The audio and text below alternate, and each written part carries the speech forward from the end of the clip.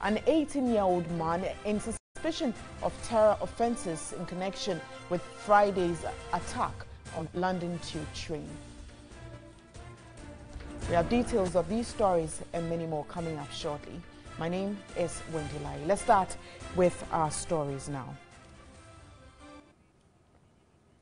108 Guineans, that's fishermen based in Benin, have returned home. Now, the Guineans, including children, returned home because their settlement has been affected by a Benin national plan for redeveloping cities and slums. The returnees are being screened and registered at Usiosia in a Kumfi district, where they were being kept temporarily by the Central Regional National Disaster Management Organization. The returnees, according to NADMO, were forced to leave Benin. But however, available information from the Ghana mission to Benin indicates otherwise. According to the mission, 860 Guineans were affected by the demolition exercise at Papa Dodome. Out of this number, 336 initially registered with the mission to be assisted to return to Ghana, but only 106 say they were ready to return home last week. The mission then sent 3 STC buses on Thursday, September 14, but only 87 decided to join. The rest were said to have found alternate accommodation.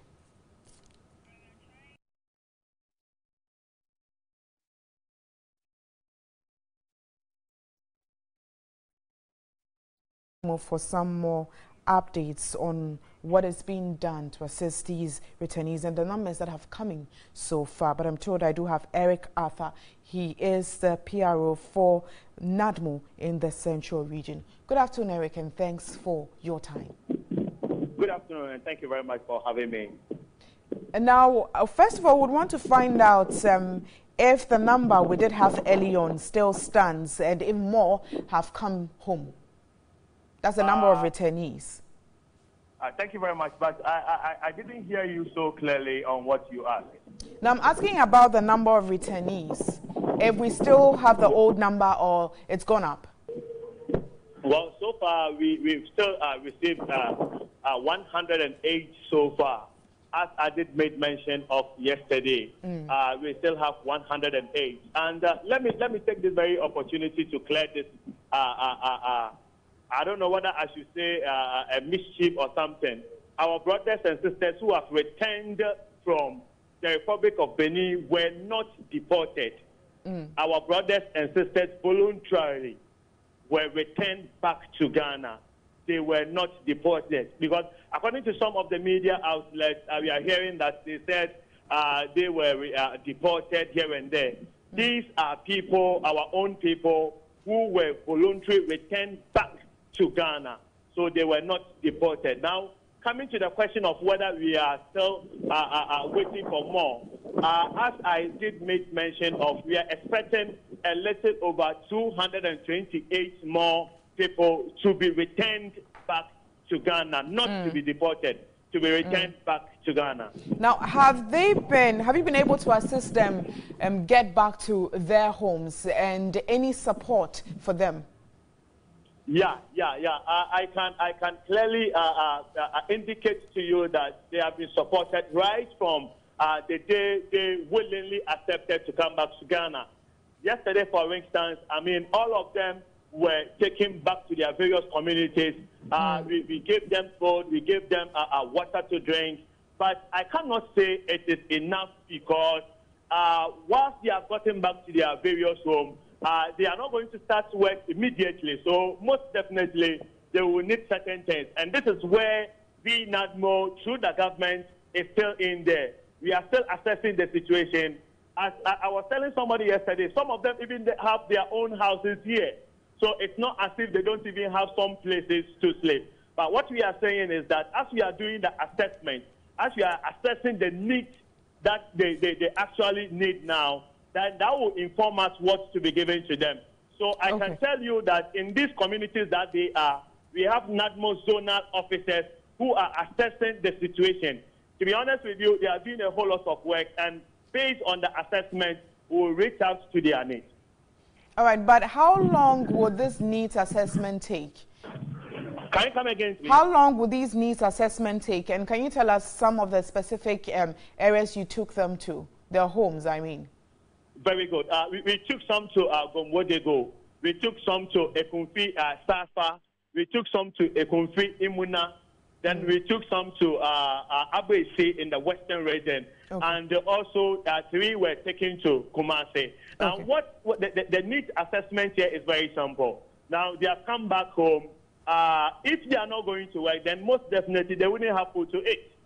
They have come back home. If they don't have beds or mattresses to sleep on, then we would have to give them some, because some of them have stayed there almost 30 years, 20 years, and they have come back.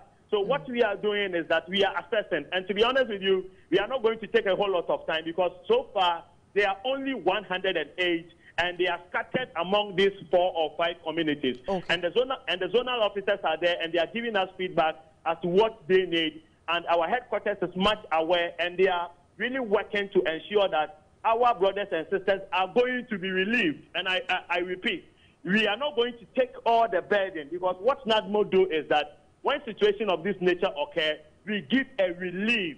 We give a relief. So we are working on that. Thank you so much, Eric Arthur. He is a Central Regional PRO for NADMO. You're still watching Midday Live. Let's look at one of our headline stories. And over 60% of cocoa farmers in the Bono-Ahafo region are now into cashew production. The farmers attribute the change in production to climate change, resulting in severe droughts, which they say have destroyed about 70% of cocoa farms in the region in the 2015 cocoa season. Here's a report by Johnson Tichy. The German North and South, Brekum, Wenchi, Teshiman and Nkranza are the main areas where most farmers have changed their cocoa farms into cashew cultivation. Some of the farmers also resorted to the production of oranges, moringa plants and mangoes, while others have destroyed the entire teak plantation to be replaced with cashew. Experts say cashew plant, which has the tendency to withstand any weather condition, can be planted on unfertile land, and the less amount of rainfall it can produce some fruits. Additionally, the cashew is highly demanding and needs less attention for its cultivation as compared to cocoa, which demands consistent attention. The Teshiman District Cocoa Officer, Frederick Abuaji, expressed worry over the trend and predicted an effect on food production in the region. The town area, for instance, that's Sekwa area. Vast lands are being cultivated into cashew, and those are the places where we get most of our maize and yam. So this cashew, maybe 5 to 6 years time, when it establishes itself, there's no way that you can cultivate maize or yam. A retired educationist, Owusi Brempong, is one of the few farmers who have maintained his 14-acre cocoa farm at Ekrofi, which was hit by the 2015 drought. I wrote a proposal to the government or the cocoa board, and they accepted that they will come and support farmers of irrigation all over the country. So I encourage those other farmers to stay with their cocoa farms, because we don't know the future of cashew. He says he has not regretted going into cocoa farming, indicating the farming method he adopted has helped him throughout the year. Still in the Bono-Ahafo region, but away from farming, now the regional children's library has been taken over by suspected criminals and drug peddlers since it was abandoned in 2012 due to severe roof leakage. Now this has compelled school authorities to relocate the children and the books to the Sunyang Regional Library. Here's a report again by Johnson Tichy. The Bono-Ahafo region has 6 libraries and 20 other community-based libraries. The children's library has been taken over by weeds. The main library in Sunyang is also uncompleted, and weeds have fast taken over several portions of the building. The Bono-Ahafo regional librarian Frederick Noble Dada is worried about the inadequate funding for the country's libraries. Through our initiative, trying to raise some little money to get some support to sustain the services we have, except that we are not able to expand or introduce new services. He said since the establishment of the Children's Library, it had not seen any proper renovation till its collapse. Sunyani District Assembly at the time, they were able to secure for us the park, the Children's Park, where the building in question is. And we got it, moved in, and over the years, it did not see any renovation, to the point where the ceiling was rotten, the roofing was bad, it was leaking, and so we had to evacuate. Patronage, according to authorities, is low owing to its poor state. The Senior Municipal West Chief Executive Dr. Evelyn Amakumi, when contacted, failed to comment on the abandoned Children's Library. Now to politics, and some concerned youth of the New Patriotic Party in Sanerugu District of the Northern Region have petitioned the president over what it terms as going acts of irresponsibility in the party. And this afternoon, I have been joined on the phone by Fuseni Abdul Majid, one of the petitioners, to throw more light on the issue. Good afternoon, Fuseni, and thanks for joining us. Can you hear me, Fuseni? Good afternoon, I can hear you. Thanks for joining us. What exactly is the issue? The issue is about some few members of our constituency executive and some few other youth leaders. They have a problem with the school feeding program that is going on in the districts. They did, attack on the district chief executive of Sanerugu district and in the northern region. And the issue is that they have a feeling that they should have had a particular share of the school feeding program that they have not been able to get. And they feel that instead of getting up to the district chief executive to, talk at these issues, to find out actually whether they are really entitled to those school feeding program, whether they are entitled to it or not. But what we have found out is that the people concerned, that is the women organizers of the Tamale North constituency and Sanerugu constituency, they have a feeling that the district chief executive should have given them either 10 slots of the school feeding program or more than that. Now, there are so many other people who are supposed to be served. They have been attacking the district chief executive on this particular issue and some few other things. Okay, now, Abdul, if I can hold you there, you have petitioned the president, but then again, the president has mentioned and has tasked the police to handle acts of lawlessness in the country. So, what have you done about this matter? Have you even reported the case to the police on the back of what the president has mentioned in the past?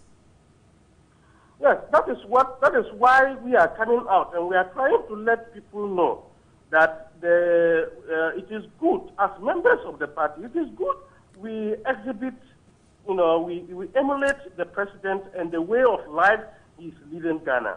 We have a feeling that it is good we call our brothers and sisters to order, so that they will respect the district chief executive. Instead of attacking on her, go to her, meet her, talk at the issues, and get the right thing done. They have influenced some youth leaders in the various communities where the school feeding program is supposed to be going on, to attack the people who have got this contract from government to actually go and feed the students in the schools. Yesterday and the day before yesterday, They attacked a pregnant woman who is a caterer.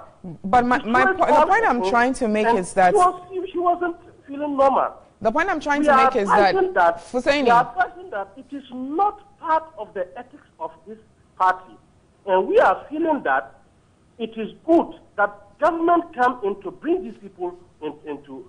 But Fuseni, has the matter been reported to the police?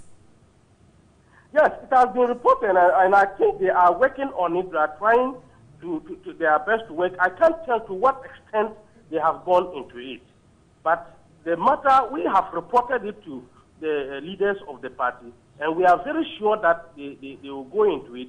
We want people to get to know about what is happening, and the demand that... And what response did you get from the leadership of the party? It's uncalled for.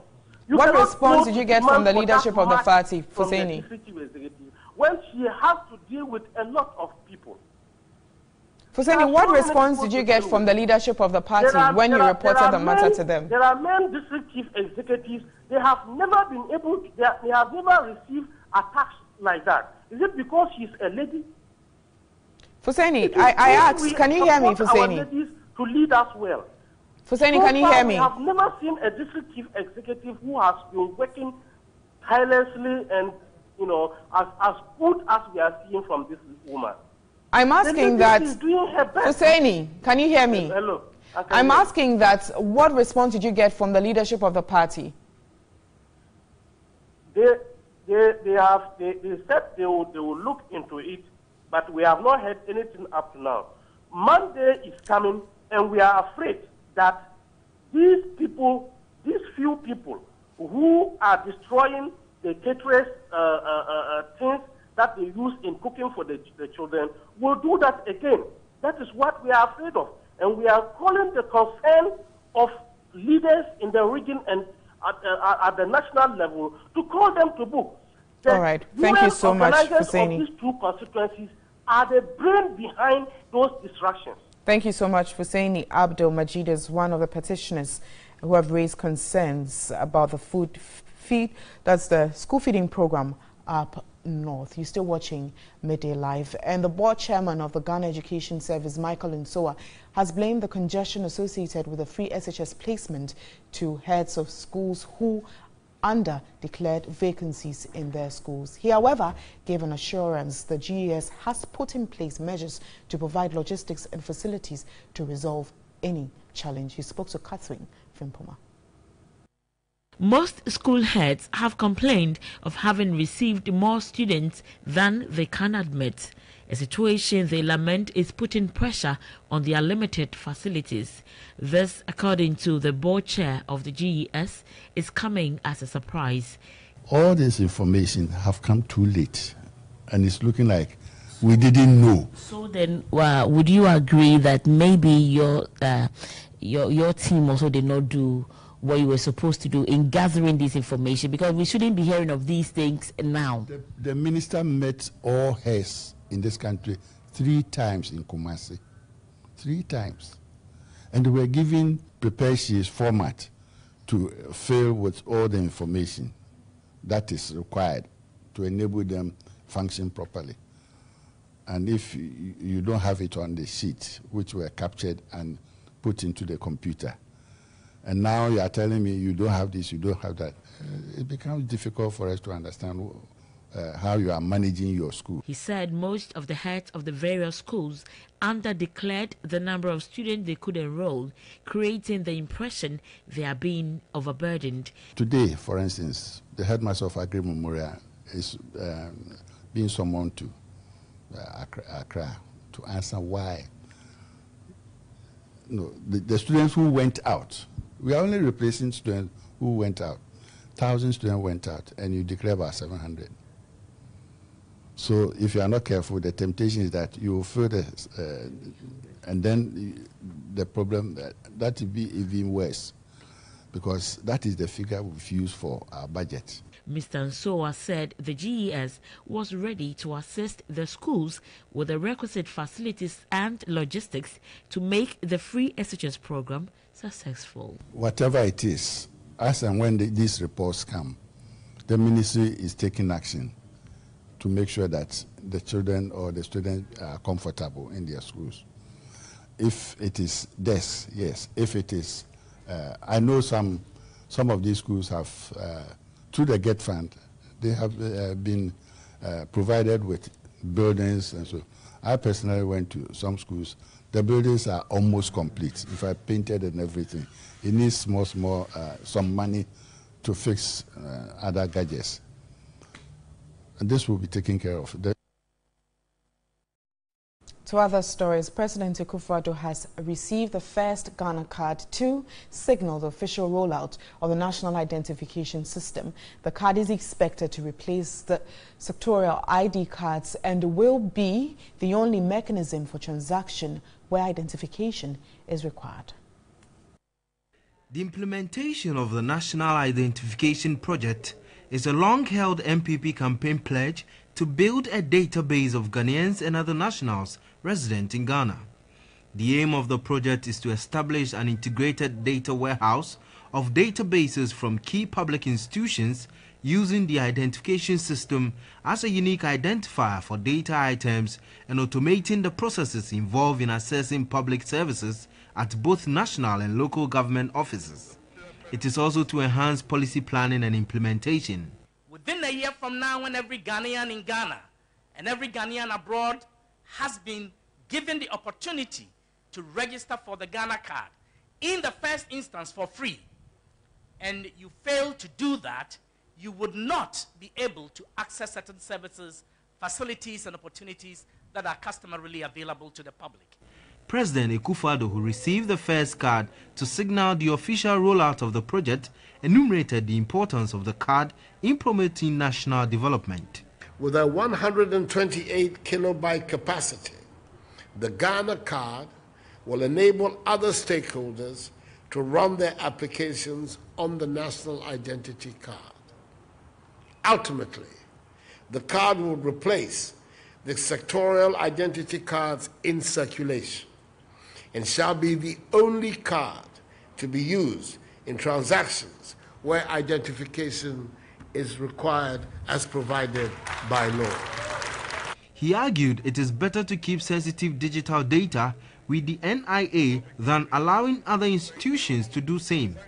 Assigning the collection and custody of biometric traits to a single institution is safer and in line with current trends. By statute, the NIA is under obligation to ensure the accuracy, integrity, confidentiality, and security of data it collects. The president earlier inaugurated a 10-member governing board of the authority to oversee the implementation of the project. And former President Jerry John Rawlings has clarified his statement suggesting it will be impossible for the National Democratic Congress to win back power from the New Patriotic Party in the 2020 general elections. Speaking on TV3's News 360, the former president said he would wish that the NDC, a party he founded, wins the next general elections in 2020, but questioned the readiness of the party. What can the NDC do right now to organize itself for the 2020 elections? There are quite a few things that need to be done. However, let me simply say that I would very much want to see the NPP beaten. But do we have what it takes? Do we have the capacity to be able to wrestle power from them in their midstream? That's the issue we should be addressing. We should be looking at this question a lot more seriously than we've done so far. That's it. Right. You are a former president, the leader of the party. At the moment, what do you think can be fixed right now to make the NDC ready to win the 2020 elections? Quite a few things, but the most important factor, I believe, has to do with the issue of the cleanup that needs to be done. The restoration of our integrity. We don't like to hear it, but I keep repeating it. We have to go back, seize the moral high ground, And I believe we know what we have to do. Okay, but I don't think we're prepared to confront it. Or that's what I've noticed about some of our people. So, Mr. President, how about the grassroots of the party? I mean, we have recognized that the NDC relies so much on the influence of the grassroots, or what we call grassroots politics, to win elections. Are they involved in this clean-up that you were talking about? If we would involve them, I'm sure they could ensure it. They could help us clean up. But the manner in which the electoral process has been happening since Sunyani, has not been encouraging. It's unfortunate, most unfortunate. That's how come we lost the moral high ground. I think they know what needs to be done. We have been following the discussions after the NDC lost power in the 2016 elections, and there seems to be some disaffection from the grassroots. How are you going to bring them on board and give them the confidence that they require to really fight for the party to come to power again? Well, the point is to embark on the empowerment process. Let's give back the party to them. They are the ones who actually make it possible to win or lose elections. Let's respect their views. Let's respect their pains, their sensitivities. Let's get back to, and when I say the moral high ground, it's about time we stop using the money factor. Let's get back to the respect of our values. Yep. So you can't use money to buy anything and everything. Yeah, I reckon that. But how do you reconcile the top hierarchy of the party now to recognize that they need to come together to get this victory you're talking about? Yes, we need to come together, but around personalities or around issues, around values. I think that is what will make the difference. Let's get back. Let's unite around the old values. Then I think we'll be making some progress. All right. That was the former President, Jerry John Rawlings. He's been speaking to us on his concerns about reorganizing the NDC to take back power in the year 2020. We're grateful for your time, Mr. President. Thank you for...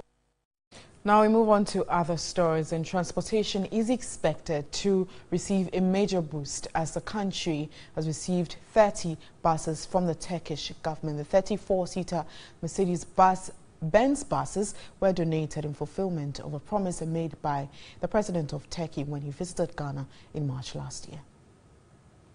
6 years after the reopening of the Turkish embassy in Ghana, the relations between the two countries has remained cordial.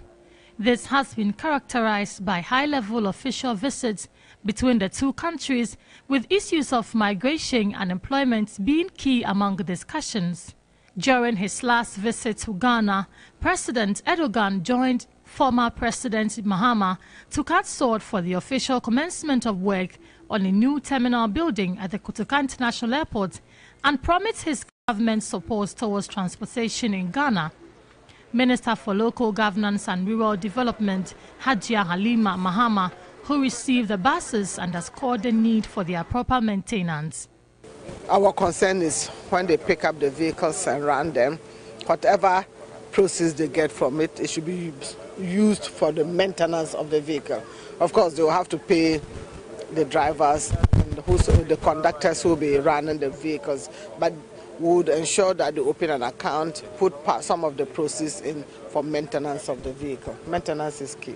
Ambassador of Turkey to Ghana, Nizrin Bayazet, is optimistic the buses would facilitate easy transportation in Ghana.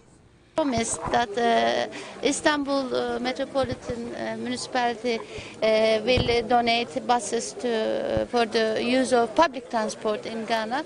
So we've worked on that project, and I'm so pleased that finally it came to an end.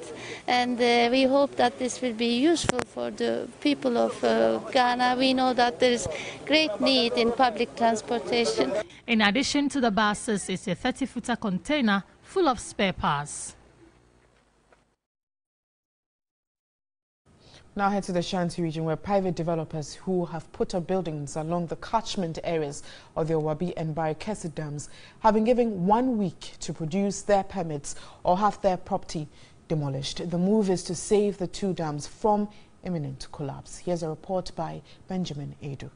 The Owabi Dam, constructed almost 90 years ago, was designed to produce 3 million gallons of water daily to supplement the Barikesi Dam, which produces 21 million gallons daily. The facility, however, produces 2 million gallons following massive encroachment on the site. More than 3,000 acres of the 4,250 acres of reserved lands along the banks of the dam have been encroached on. The Barikesi Dam faces a similar threat. Private developers are the main culprits here, with buildings at different stages of completion. The acting regional manager in charge of production, Engineer Charles Tulasi, appealed to the authorities to intervene to save their situation. The tributaries are also gradually dying. The river source is also reducing, is dying, yes. All water that we need to treat, it will be difficult to get, the way things are going. So we would plead with all the stakeholders, the press, to help us to prevent this from going on. The Deputy Ashanti Regional Minister, Elizabeth Ajiman, gave a 1 week ultimatum for developers to produce permits or risk demolition of their structures. Ask anybody who is putting up a structure here to produce his or her permit. If they can't produce it, after 1 week, we have to pull everything down, because we cannot sit down and wait for this to go on. The Minister of Environment, Science, Technology and Innovation, Professor Kwabena Frimpong Boateng, warned of a looming water crisis in the country if drastic measures are not put in place. You're still watching Midday Live.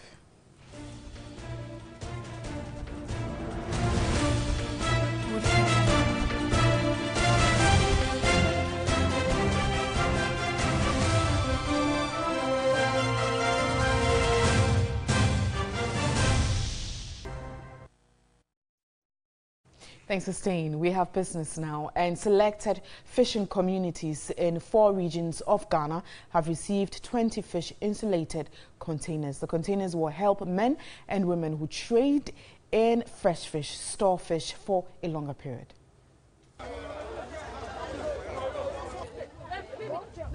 Several tons of fish are sometimes left to go bad due to the lack of storage facilities. The 20 containers will be distributed freely on a pilot basis to the over 14,000 fish processing associations across the country. It is expected to be used to store fresh fish before it is processed. The container can take several cartons of fish at a time, but with ice on top of each layer. Beneficiaries are selected from Tema, La, Salt Pond, Adan, Elmina and other fishing communities across the country. The fisheries specialist in charge of post-harvest, Dr. Margaret Ota Atipo, tells us the insulated containers will go a long way in preserving fish and protecting investments. The women processors are 14,700, workforce strong. So this definitely is not sufficient. We are working in 4 regions for this one, just to educate the women. The containers will, however, be sold to associations which demand more. The Fisheries and Aquaculture Development Minister, Elizabeth Na Afolekwe, assured the fishmongers of government's commitment to ensuring they get more containers at affordable prices. If we want the women or the fish processors largely to benefit from this, then we cannot but ensure that it is affordable to them. If it comes to them at an affordable rate, then a lot of them will embrace it. The lifespan of the container is 25 years.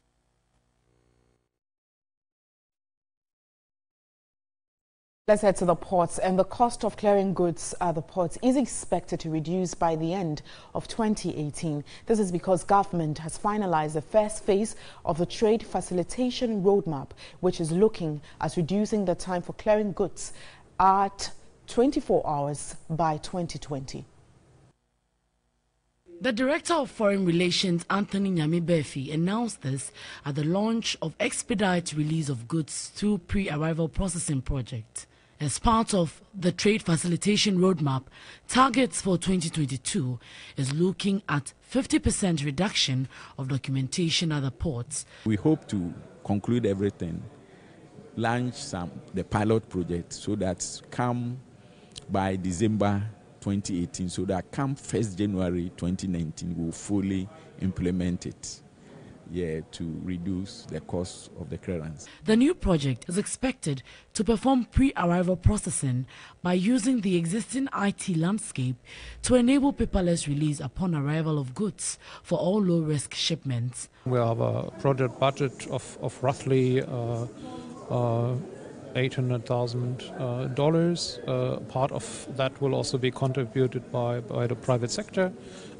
In kind, with their own expert, with their own training facility. So we have a project lifetime until end of next year, end of 2018.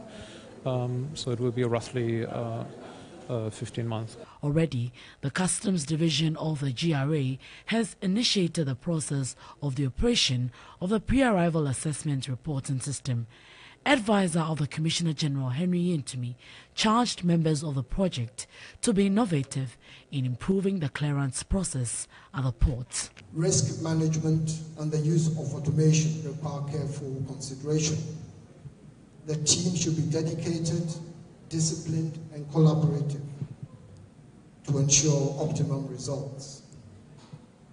And with this initiative, I'm confident that Ghana would have positioned itself to place its whole country securely in the trade facilitation process. And that's all for business this afternoon.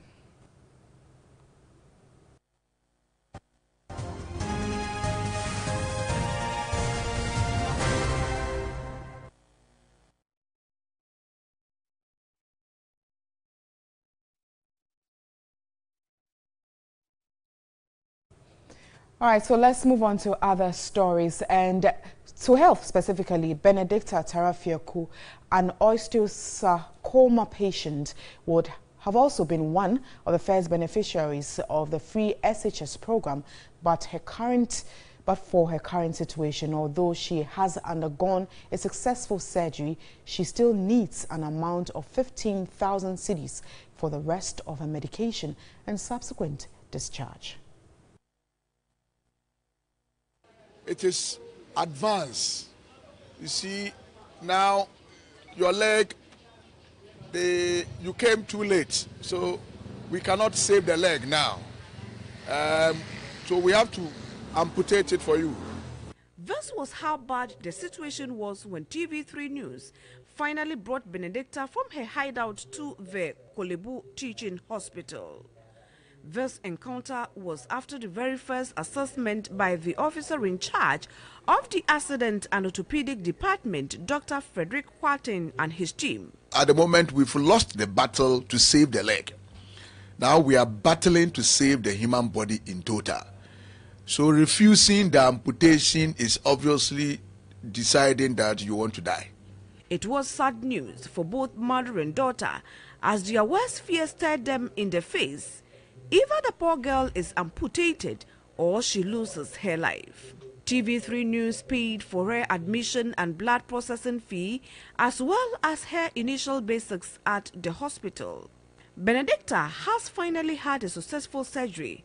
It was a heavy mass with an offensive smell, as the whole leg was infested with the cancer, which was gradually spreading. Benedicta, the prospective SHS student, is anticipating joining her colleagues soon at school. The doctors have predicted she will be well within about 3 weeks, depending on how fast she responds to treatment. The family has no means of footing the bills. We need them to offer us a helping hand so that we can take care of my friend. Their family suffered enough. They go to everywhere that they can.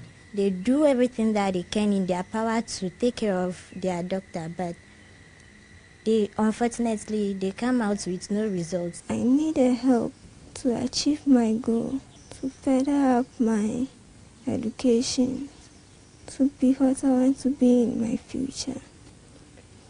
Please help me. The doctors estimate 15,000 cedis would be much helpful in assisting the poor girl back to her feet again. Benedicta and family are calling on all and sundry to come to her aid. Next, we have sports with Yao Ofosulabi. Do stay.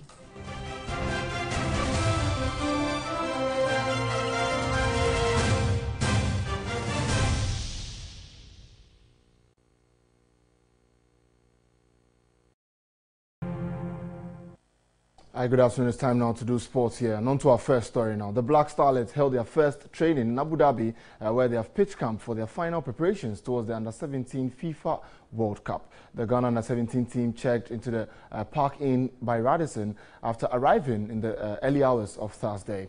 After some good rest, the team moved out to the Mohammed bin Zayed Sports Stadium located inside the New York University in Abu Dhabi.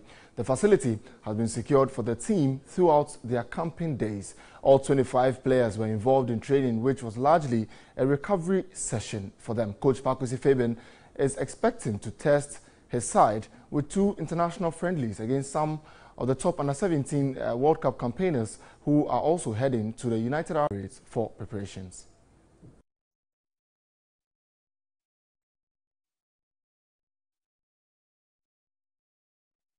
Well, on to our second story now. And FC Zurich have confirmed that Ghana international Raphael Jamina has been cleared by doctors to resume training and his career after health concerns blocked a proposed move to the English Premier League have cleared him. The 21-year-old has not played since a proposed move to Brighton fell through over a failed medical, but the club says he has been passed fit to continue playing. The Black Stars forward had earlier said he has a chip implanted that will monitor his heart for some time. Jamina had been set for what he called a dream move to the English Premier League with Brighton after scoring 17 goals in 25 games for FC Zurich before concerns about his health stopped the move. He suggested he is over the disappointment of a failed move, and he said, and I quote, "God is good. He holds our future. He knew why he closed the transfer. I believe he is not done with me yet in Switzerland," unquote.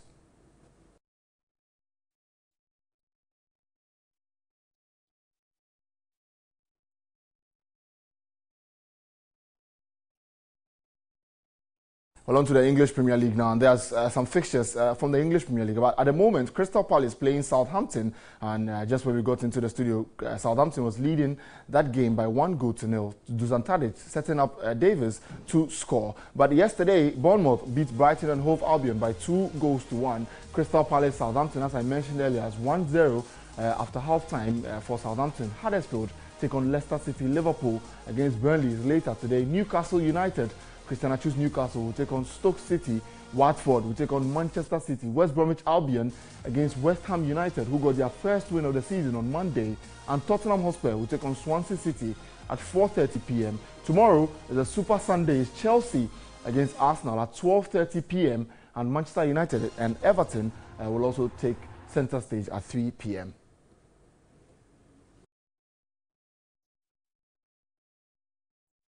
To more news now, and Kolo Toure says he couldn't be happier after returning to Celtic to join the club's coaching staff as a technical assistant. The former Ivory Coast captain made 17 appearances for Celtic last season before ending his playing career to focus on coaching.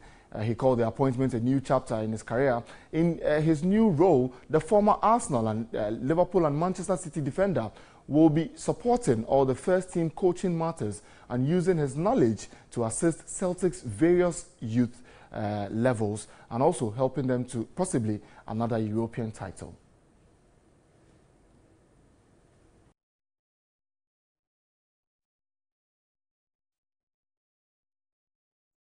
Well, let's do some boxing now. The biggest boxing bouts, Gennady Golovkin will take on Saul Canelo Alvarez, and this is a preview to that. And it's been dubbed the fight of the decade, as two of the best boxers will take center stage in there. Also, Gennady Golovkin, who's 35 years old and unbeaten in 37 fights, will meet Alvarez, who has been beaten just once by Floyd Mayweather in 2013. Also, there are 3 titles at stake: the WBA, WBC, and IBF middleweight titles.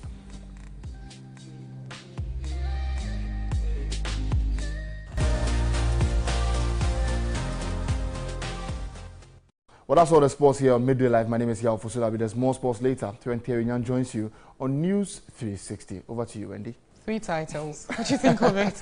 I mean, I think it's good. You know, he knows he can be able to fight for them. He knows his worth. He knows his worth. So put all of them on it. Okay, let's do entertainment now.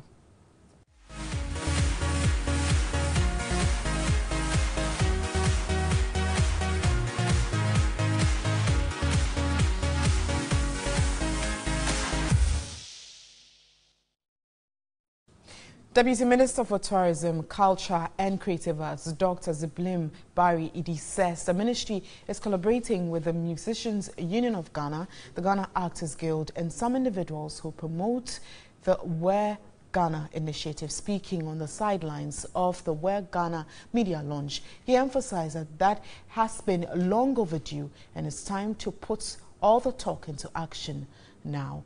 Ajamufa Osei has the details of the story. The minister said the music and movie industry were all part of the arts and culture industry, hence an all-hands-on-deck affair. He also called on Guineans, regardless of political or social affiliations, to embrace it. We have worked very closely with their leadership to see how we can actually get them to take charge of this campaign. Majority, I must say, have signed on to become ambassadors.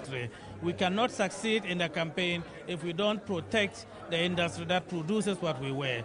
And even as we protect it, we have to assist them to make it affordable so that Ghanaians will be able to buy into the industry and actually wear what we want them to wear.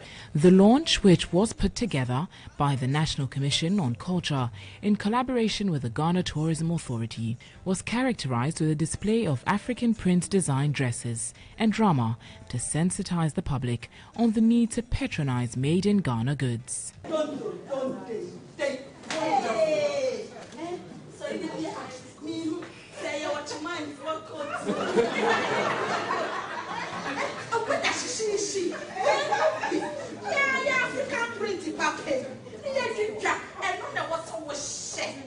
Executive Secretary of the National Commission on Culture, Janet Nyame, said the initiative's sustainability was assured because of the African print frenzy.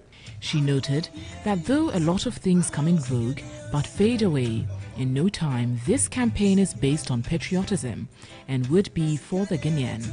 Ghanaians are understanding that they need to patronize cotton-made clothing, not the synthetics. We are inviting all of them to come on board to showcase their clothing so that the whole country, the whole world will know what we are capable of producing as a people. Talking about the involvement of the ministers and other state officials, CEO of the Ghana Tourism Authority, Akwesi Agyeman, explained that President Akufo-Addo had already set an example by consistently wearing Ghanaian-made designs. He believes this would trickle down to the masses and gradually take its full place in society. Let's start thinking of things that will benefit our country. When it comes to Wear Ghana, I believe with the designs that I've seen today, there's nothing that shows that you cannot wear this to every occasion. Let's wear our own, let's feel proud of our heritage, let's feel proud of our music, our film, and if we do that, we'll spark a certain regeneration in our country. The Wear Ghana Fair is scheduled for September 30 at the Kwame Nkrumah Park in Accra.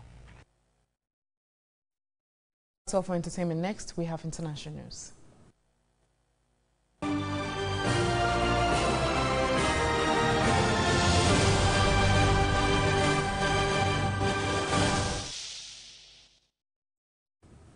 An 18-year-old man has been arrested on suspicion of terror offences in connection with Friday's attack on London's tube train. Now, the man was held in Dover on Saturday by Kent's police and taken to a local police station. Metropolitan Police Deputy Assistant Commissioner Neil Basu said the arrest was significant, but the terror threat level remains at critical.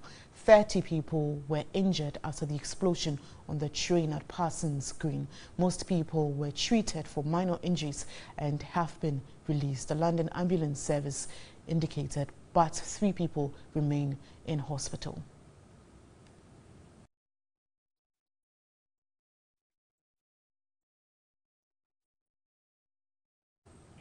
And that's all for international news as well as the bulletin this afternoon. Thank you so much for watching. My name is Wendy Lai. Do have a lovely Saturday afternoon. Thanks for watching.